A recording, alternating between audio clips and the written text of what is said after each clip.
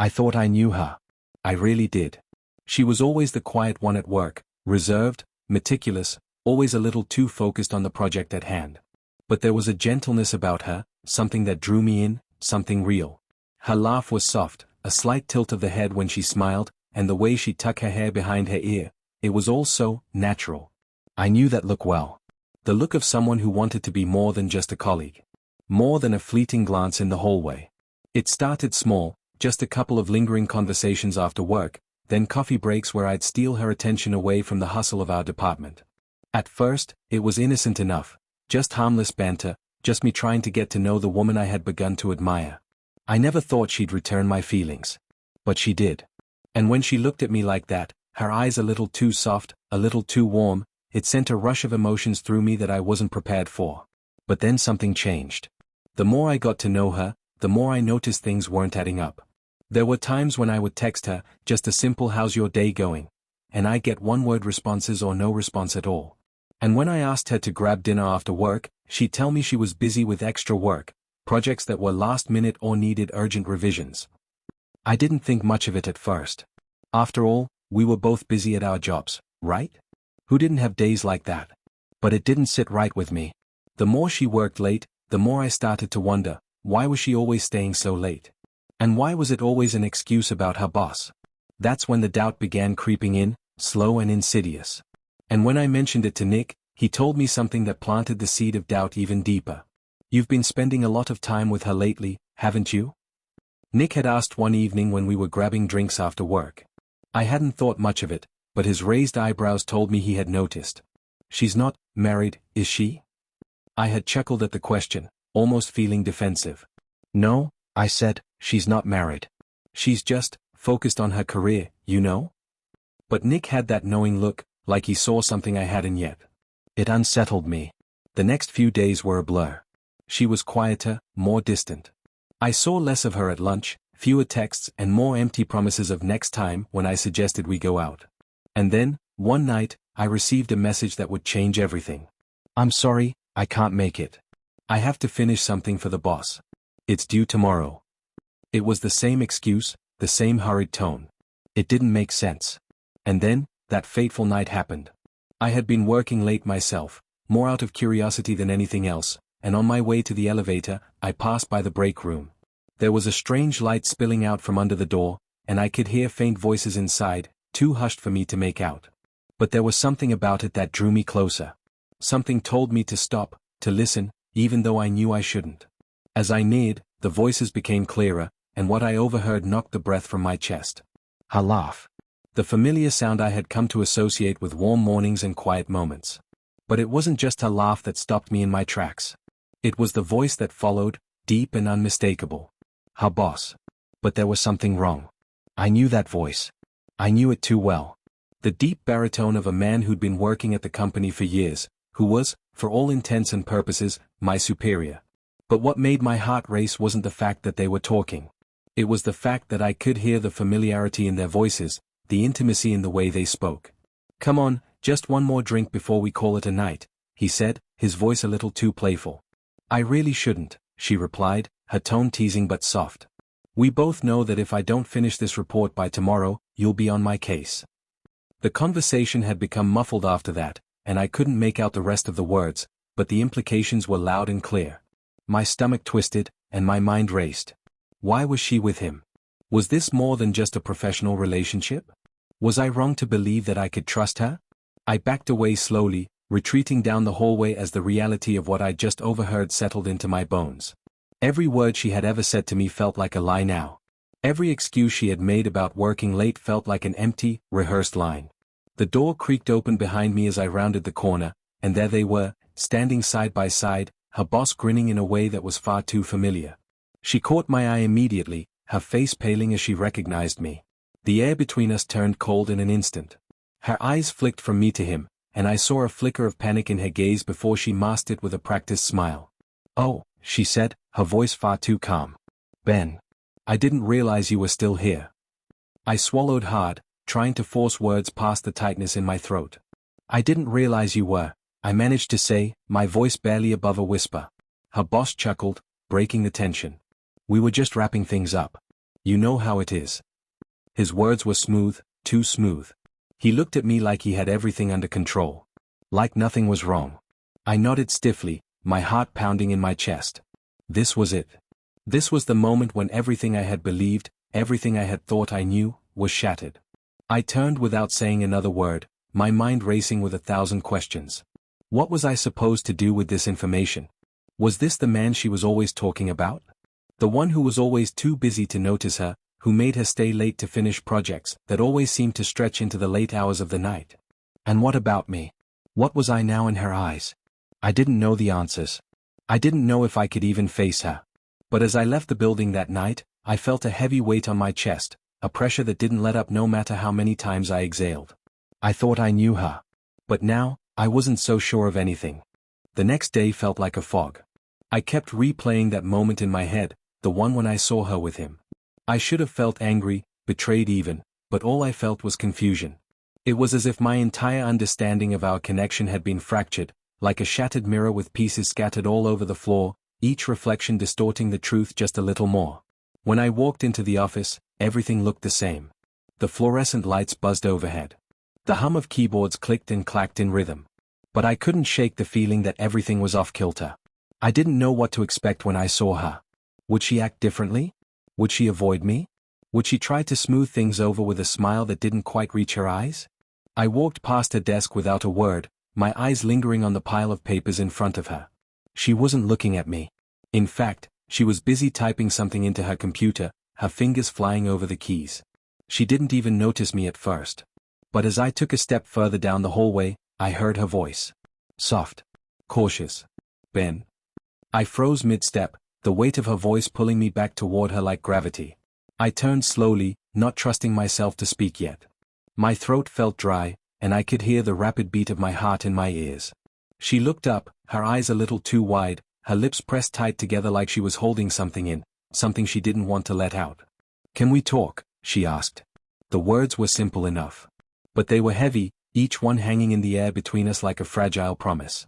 I nodded, though my mind screamed for me to walk away.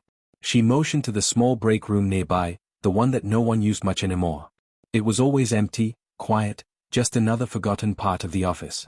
We sat down, the awkward silence stretching between us. I couldn't look at her directly. I couldn't make sense of her face. Every inch of her seemed foreign now. Even the way she breathed felt different. She started, but I cut her off. Why didn't you just tell me? The question came out sharper than I intended. My voice cracked, betraying the vulnerability that lurked beneath my anger.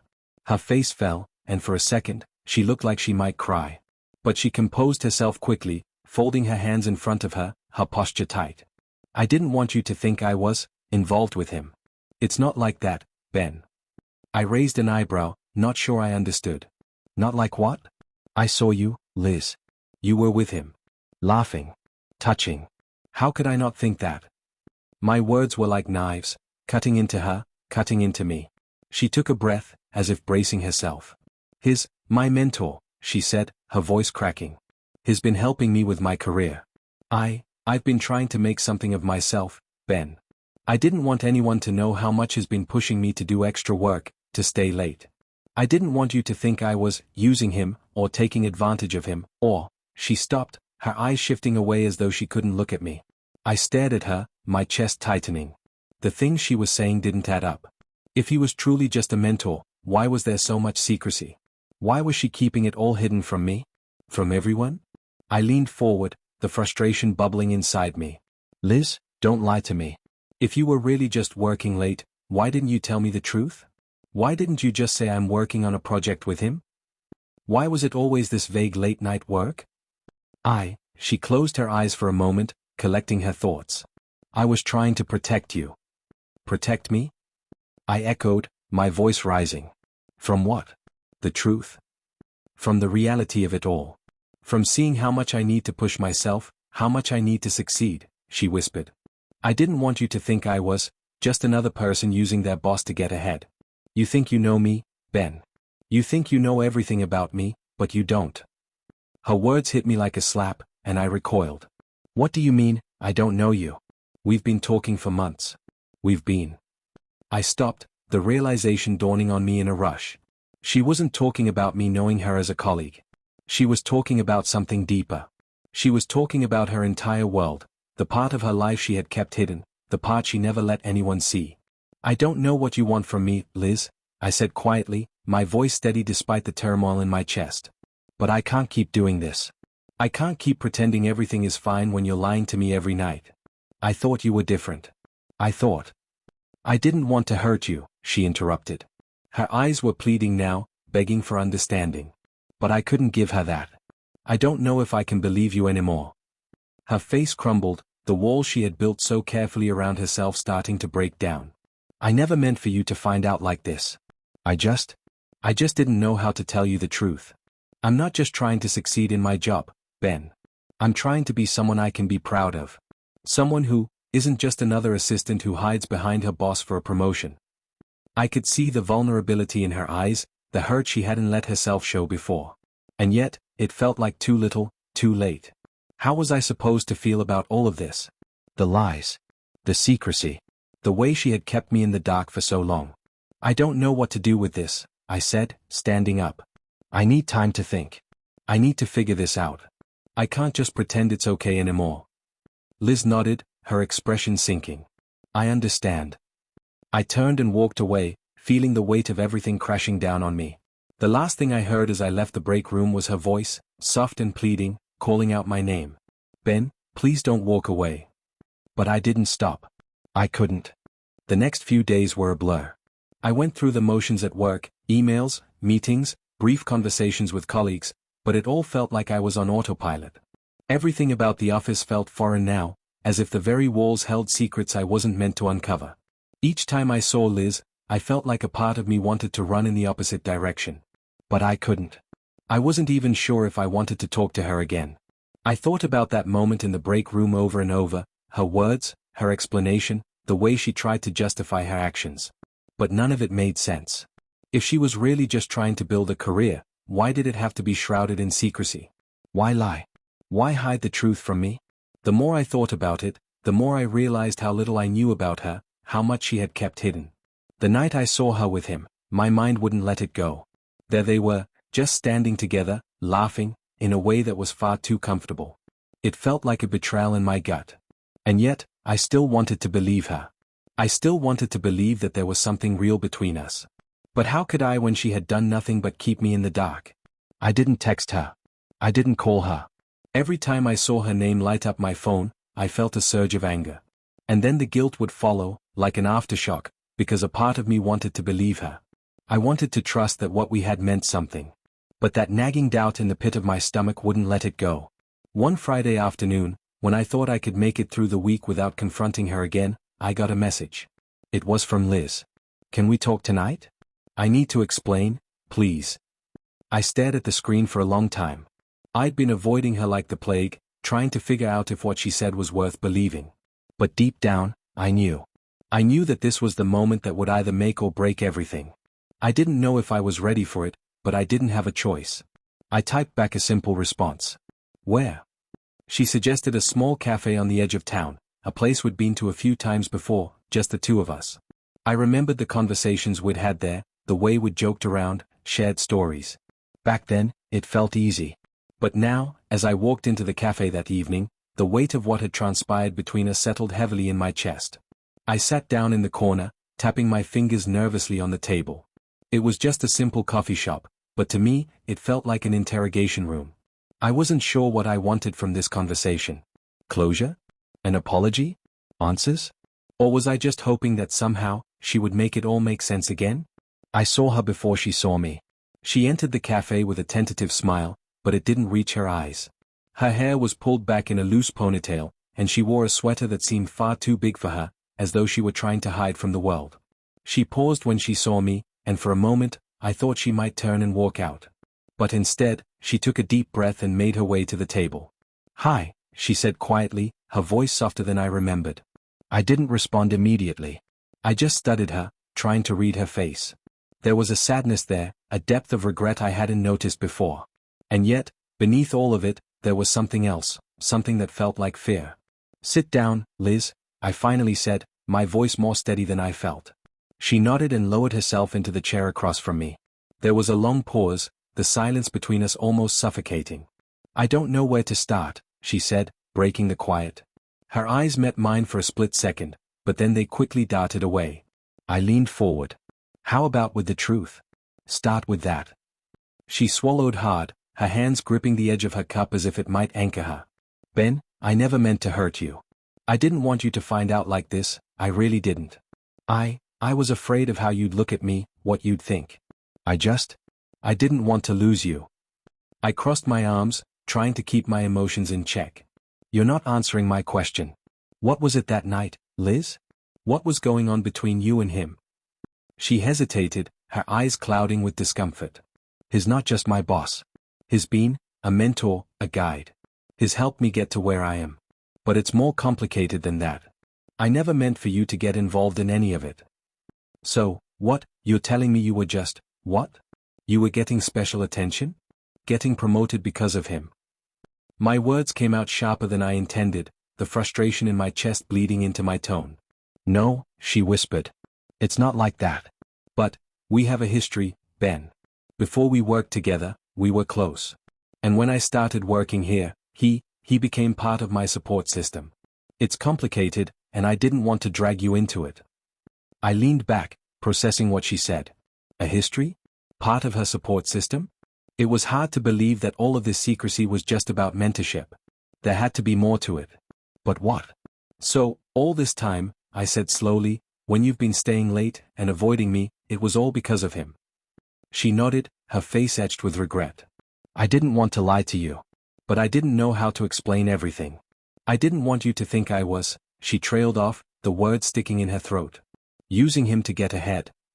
I finished for her, my voice cold. She flinched at the words but nodded. "Yes." I didn't know how to respond to that. It was one thing to feel like I was being lied to, but another to feel like I didn't even know who she was anymore. The woman I thought I knew, the one who laughed softly over coffee, the one who let her guard down when no one was around, was it all a facade? "I don't know if I can trust you anymore," I whispered, the words tasting bitter on my tongue. She looked devastated. "I never wanted you to feel that way. I never wanted to lose you, Ben." I felt my chest tighten. This wasn't how I imagined this conversation going. I didn't know what I wanted from her. I didn't know if I wanted closure or if I just wanted her to admit she'd betrayed me. But one thing was clear, things couldn't go back to the way they were. The silence stretched on as I tried to gather my thoughts. The weight of everything she had said hit me all at once, and for the first time since this whole mess began, I felt a sharp clarity. I was no longer angry. I wasn't even hurt. I was just lost. And maybe that was the worst part of all. "I need time to think," I said finally, my voice calm but firm. Liz nodded slowly, her eyes welling up with tears. "I understand." And with that, I stood up, my chair scraping the floor as I pushed it back. I didn't look at her again as I walked out of the cafe. I couldn't. The days after that meeting felt like a blur of noise and silence all at once. I went through the motions of my daily life, but nothing felt right.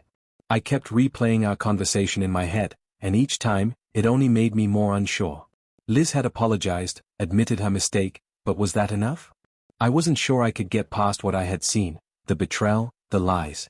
The trust we had built seemed shattered, and no matter how hard I tried, I couldn't seem to piece it back together. I stopped calling her. I stopped texting her. Her name on my phone no longer brought a smile, but a wave of uncertainty. Each time I saw it light up, my heart would race for a second, but I would swallow it down, telling myself that I needed space to think. But the truth was, I didn't know what I was thinking. I didn't know what to feel anymore. That Friday evening, after a particularly grueling day at work, I decided to take a walk to clear my mind. I needed something, anything, to get my head straight. The city streets were full of life, as they always were, but I felt like I was walking in another world entirely. My feet moved without direction, my mind too clouded to focus on anything except the nagging thought that I was losing something important, something that was slipping right through my fingers. I walked for what felt like hours, each step carrying more weight than the last. I ended up at a bar on the corner of a street I didn't recognize. It wasn't a place I would have chosen normally, but something about it called to me, like I was trying to escape from myself. I pushed through the door, the bell above it ringing as I entered. It was dimly lit, with only a handful of people scattered throughout the space. The air smelled faintly of whiskey and old wood, and the low hum of conversation mixed with the soft clink of glasses. I took a seat at the bar, ordering a drink I didn't even care for. The bartender gave me a knowing look, but said nothing. I sat there in silence, nursing the drink in my hand, the thoughts swirling in my head growing louder by the second. How had everything gone so wrong? Liz and I had built a life together, at least, I thought we had. And now? Now, everything felt like a lie. My phone buzzed in my pocket, pulling me out of my thoughts. I pulled it out and saw her name flash across the screen. Liz. She was calling. I stared at the screen for a long moment, my finger hovering over the green button. I couldn't ignore it. Not again. I had to hear what she wanted to say. But what could she possibly say that would make it all right? Reluctantly, I answered. Liz. Ben, her voice came through, shaky, almost like she was holding back tears. Please, just hear me out. I closed my eyes for a moment, trying to steady myself. I'm listening. She took a deep breath, and I could almost hear her pacing on the other end. I know you've been avoiding me, and I understand why. But Ben, please. I swear to you, I never wanted any of this to happen. I didn't mean for it to go this far. I made a mistake, and now I have to live with it. But I need you to know that it wasn't what you think. It wasn't what you saw. I swallowed hard, the emotions bubbling up inside me again. Then what was it, Liz? Because what I saw wasn't just some misunderstanding. I saw you with him, laughing, like you two were, something. Something more than just boss and employee. Don't tell me it wasn't what I thought. There was a long pause, and for a moment, I thought she might hang up, too overwhelmed to explain. But she didn't. Instead, she spoke, her voice barely above a whisper. I never meant for you to find out like this. I should have told you, but I didn't know how. I didn't know how to explain that everything with him, it was never what it seemed. It wasn't about romance. It wasn't about him and me. It was about feeling stuck. About feeling like I was always fighting to prove myself. Her voice faltered. And I thought that maybe, if I just kept working hard, kept pushing through, I could make something of myself. But instead, I ended up lying to you. I ended up pushing you away. I rubbed my forehead, the weight of her words hitting me harder than I expected. She was right, she had pushed me away. She had hidden the truth, not just about her relationship with her boss, but about herself, about who she was. All the things she had kept hidden, all the things I had never known. I don't know if I can trust you anymore, Liz, I said softly. My words felt like they were cutting through the air, sharp and painful. I don't know if I can ever look at you the same way again. I understand, she said quickly. But please, just give me a chance. Let me explain. I can't change the past, but I swear to you, Ben, I never meant to hurt you. You're the one person who made me feel like I mattered. Like I was worth something. And I ruined that. Please, don't give up on me yet. I closed my eyes, my head swimming with a mess of emotions. I couldn't deny that a part of me still wanted to believe her. I wanted to believe that everything she had said was the truth. But I couldn't just ignore the feeling that something was off. There was still so much I didn't know, so much I didn't understand. Liz, I said, my voice quieter now, I don't know if I can.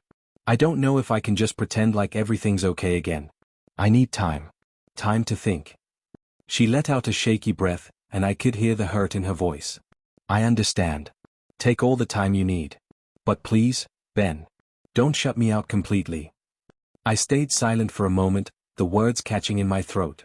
Finally, I spoke again, my voice softer, almost lost. I need to figure out who you really are, Liz. Because right now, I'm not sure I know. And with that, I hung up. The finality of it felt like a punch to my chest. I sat there at the bar for a while, staring at my phone, the conversation still echoing in my head. I didn't know what the future held. I didn't know if Liz and I could ever find our way back to what we had before. But in that moment, all I could do was sit with the uncertainty, waiting for whatever was going to come next. The next few days passed in a haze. I went to work, but it felt like I was moving through someone else's life. Nothing seemed to matter much anymore, least of all the projects I had been so passionate about just weeks before. I kept my head down, focused on the tasks at hand, but every moment of silence felt heavier than the last. Each time I saw Liz across the office, a wave of guilt washed over me, followed by an ache in my chest that I couldn't explain. I didn't know how to face her anymore. The trust one had once given her so freely had shattered, piece by piece, with every lie and omission. The warmth I had felt around her seemed like a distant memory, replaced by a coldness I hadn't anticipated. But what hurt more than anything was the uncertainty that lingered, the question that gnawed at me every time I thought about her. Was I making a mistake by shutting her out? I had asked for time, but with every passing day, the weight of that decision became harder to bear. The space I had created between us felt like a wall that couldn't be scaled. And yet, every time I thought I might be ready to tear it down, I remembered the look on her face when she had told me the truth. It wasn't just guilt I saw in her eyes, it was fear. She was afraid of losing me, afraid of what her mistakes had cost her. And I couldn't help but wonder, what if she was truly sorry? But could I trust her again? I found myself staring at my phone every night, just as I had the first time she'd called me after our conversation at the cafe.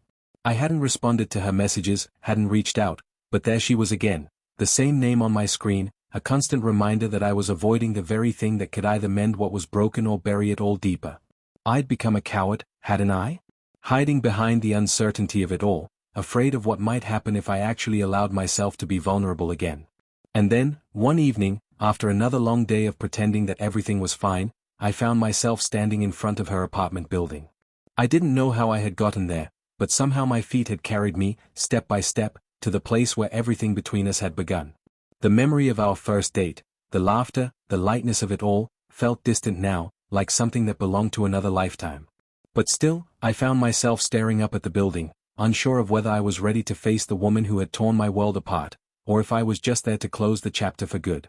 Before I could talk myself out of it, my phone buzzed in my pocket. It was Liz. I took a deep breath and answered. Ben, her voice came through, quiet and tentative. I've been trying to reach you. I don't know where we're going from here, but I need to see you. Can you meet me? I swallowed hard.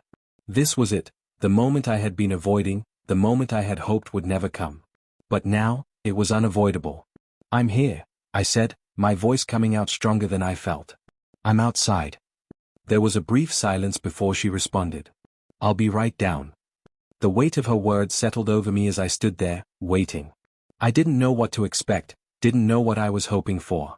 I only knew that I couldn't keep running from this. Minutes later, Liz appeared at the entrance of the building. Her face was tired, her eyes red-rimmed, but there was something else there too, determination, vulnerability, and maybe, just maybe, a glimmer of hope.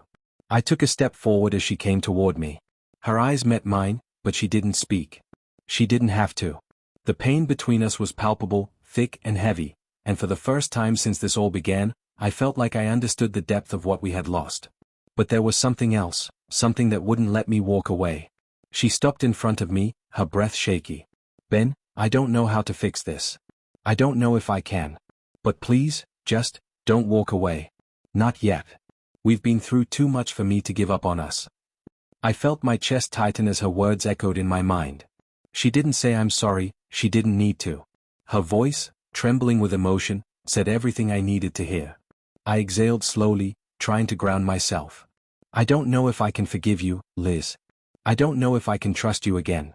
You hurt me. And not just once. You've been lying to me for so long, keeping things from me, keeping us in the dark. Her eyes flickered with sorrow, but she didn't turn away. I know. And I don't expect you to just let it go. But Ben, I swear to you, I never wanted to hurt you. I thought I could do everything on my own. I thought I could handle it. But I couldn't. I took a step closer, the words weighing heavily on my tongue. I don't know what you want from me, Liz. I don't know if there's anything left to salvage.